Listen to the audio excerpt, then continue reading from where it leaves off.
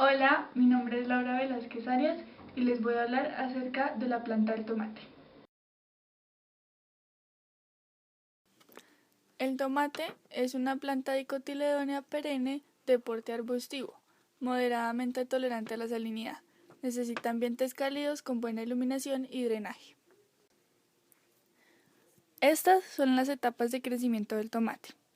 Del primer día hasta el 21 se encuentra en la fase inicial, donde sucede la germinación y el crecimiento hasta convertirse en plántula. Luego entra en fase vegetativa, la cual se divide en desarrollo vegetativo, que va desde el día 22 hasta el 49, y la floración, que va desde el 51 hasta el 80. Finalmente llega la fase reproductiva, en la que sucede la fructificación. Empecemos con la germinación. La semilla está constituida por el embrión, el endospermo y la testa o cubierta. Contiene la yema apical, dos cotiledones, el hipocotilo y la radícula. El proceso de germinación tiene tres etapas. La primera dura aproximadamente 12 horas y se produce una rápida absorción de agua por la semilla. Le sigue un periodo de 40 horas en el que no se observa ningún cambio, y finalmente la semilla comienza de nuevo a absorber agua, dando paso a la etapa de crecimiento. La germinación se puede ver afectada por condiciones de estrés hídrico, debido a que la disponibilidad de agua es necesaria para obtener una buena germinación. También es importante tener en cuenta que la germinación de una semilla de tomate tiene unas necesidades de oxígeno relativamente elevadas. Por esto, la germinación se ve afectada cuando la oxigenación es deficiente.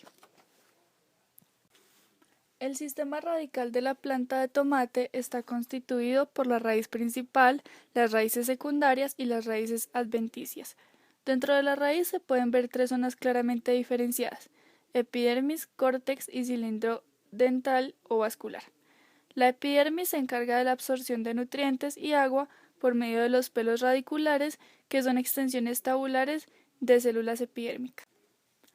El sistema radical resulta profundamente afectado cuando se trasplanta, ya que ésta puede formar una raíz principal vigorosa y profunda de hasta 3 metros de profundidad, pero cuando las plantas de tomate se trasplantan, la raíz principal se daña y se forma un sistema de raíces laterales secundarias, quedando así el 70% de la raíz superficial, o sea, a menos de 20 metros, pero estas son las que absorben la mayoría de nutrientes.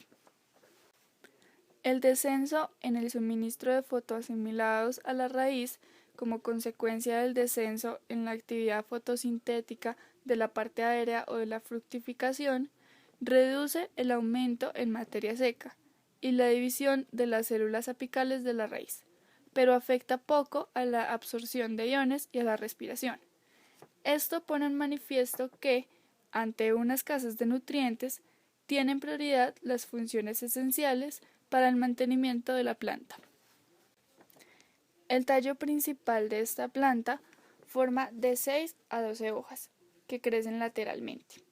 El crecimiento subsiguiente se produce a partir de la yema axial de la última hoja, la cual desarrolla un tallo secundario que crece como una prolongación del tallo primario. El desarrollo de la planta puede verse afectado por varios factores, tales como la iluminación, la temperatura, la nutrición, el suministro de agua, la concentración de CO2, entre otros. Durante el desarrollo de la planta hay un aspecto esencial: la producción y distribución de fotoasimilados. La temperatura óptima depende de la iluminación y se encuentra alrededor de los 25 grados centígrados. Hay que tener en cuenta que la producción fotosintética depende de la edad y la posición de la hoja. Aun cuando la iluminación, temperatura y concentración de CO2 sean óptimas, la actividad fotosintética no permanece constante y al cabo de 10 a 12 horas puede reducirse por lo menos un 50%. Este comportamiento se le atribuye a un aumento en la fotorrespiración, a la disminución de la fotosíntesis causada por el cierre de los estomas o a la distorsión en los cloroplastos. Una vez asimilado el carbono, Los fotoasimilados pueden quedar almacenados en la hoja, ser utilizados para cubrir sus necesidades o transportados a otras partes de la planta. Con respecto a la floración, todos los factores que la afectan pueden influir sobre la precocidad, rendimiento y calidad de los frutos. La primera flor se forma en la yema apical y las demás flores se desarrollan lateralmente por debajo de la primera, alrededor de un eje principal. La iniciación de las flores se retrasa cuando existen deficiencias en la nutrición mineral de la planta, particularmente en nitrógeno, fósforo o potasio. Cuando la iluminación limita seriamente el crecimiento, el estrés hídrico puede promover el desarrollo floral. En el proceso de fecundación podemos distinguir 3 etapas: la formación del grano del polen, la polinización y la fecundación propiamente. Empecemos con la formación del grano de polen. La microsporogénesis empieza poco después de la iniciación de la flor. La primera meiosis de las células madre del polen se produce a 20 grados centígrados, unos 9 días antes de la antesis, cuando la antera alcanza aproximadamente 1/3 de su longitud final. Luego viene la polinización y por último la fecundación. En esta imagen se puede ver cómo los miles de granos de polen son liberados al medio ambiente, polinizando y fecundando así otras plantas o autofecundándose. El fruto adulto del tomate está constituido básicamente por el pericarpo, que es esto de aquí afuera, el tejido placentario, que es esto, y las semillas, que están acá. Tiene 2 sistemas vasculares principales, uno que se extiende desde el pericelo, aquí, por la pared externa del pericarpo, y el otro que va a las semillas, de acá, a través de las paredes radiales. Acá.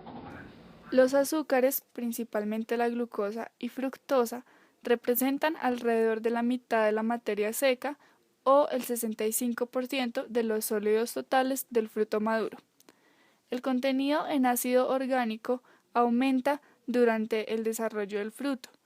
Los principales ácidos orgánicos son el málico y el cítrico, que representan el 13% de la materia seca. El nitrógeno, fósforo y potasio suponen más del 90% del contenido en minerales. Los fotoasimilados comienzan a llegar a los frutos 3 horas después de la fijación por las hojas.